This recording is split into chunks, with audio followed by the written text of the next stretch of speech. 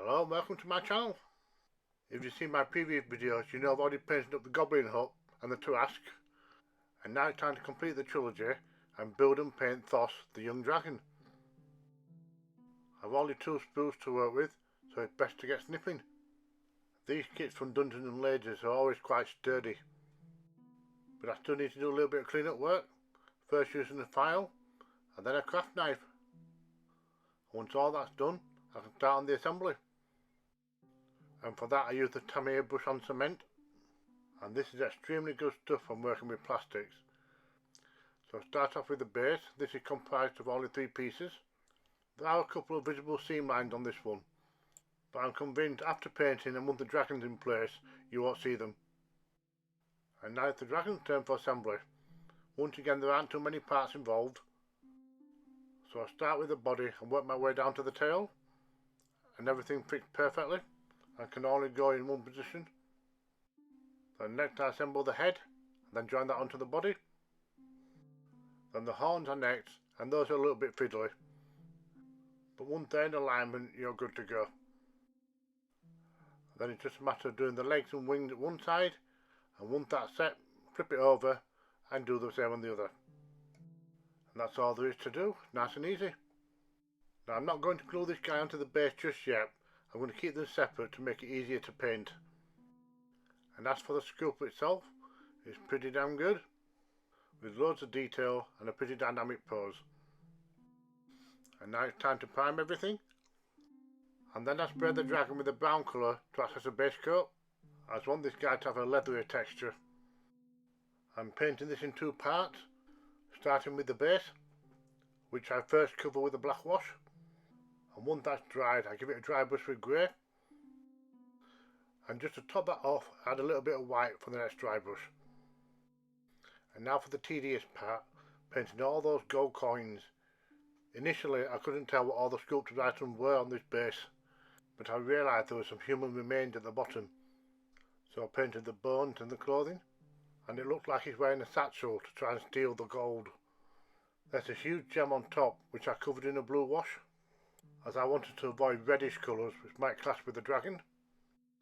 After painting the remaining bits of clothing I give it another white dry brush, and this is to help make it look a bit aged, so the colours come across as more faded. And with that the base is done, so I just need to give it a nice black trim. And now it's time to move on to the dragon. But first I realised one of the dragon's toes was on the base, so I just need to paint that the same colour to match, which is why I'm using the same colour from the aerosol can. First of all I need to see the details, so I give it an all over dry brush in a cream colour. And now I can tell what all the details are.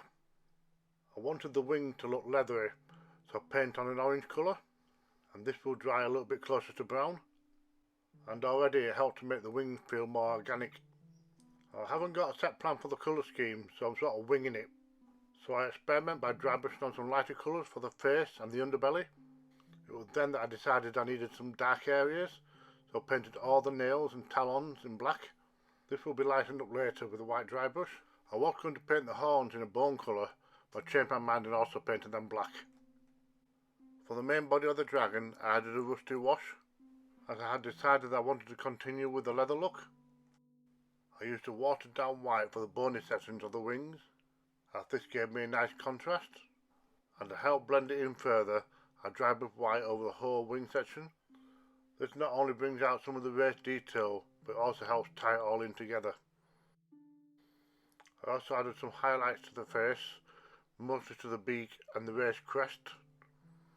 There's quite a lot of detail on the face that I wanted to stand out, and I did that by adding a few drops of panel liner. And now all the cracks and creases are more evident.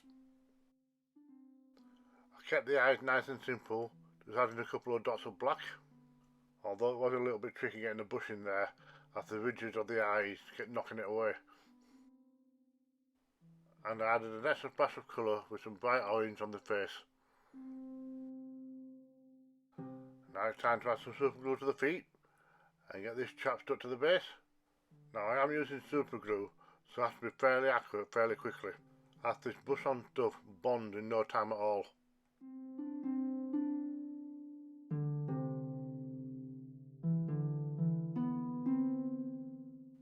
Then we can cut to an extremely blurry image of me sealing this guy in.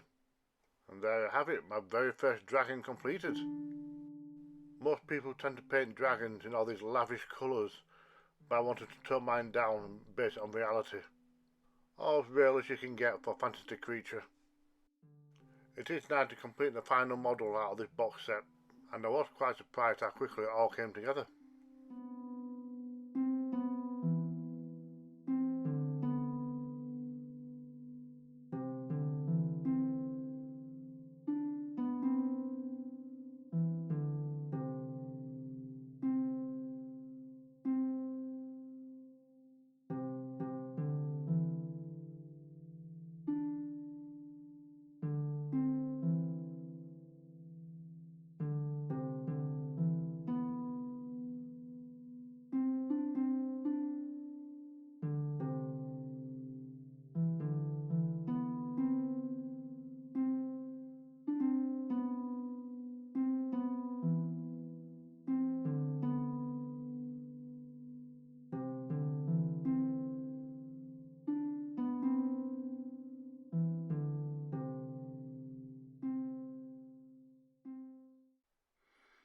Thank you for watching.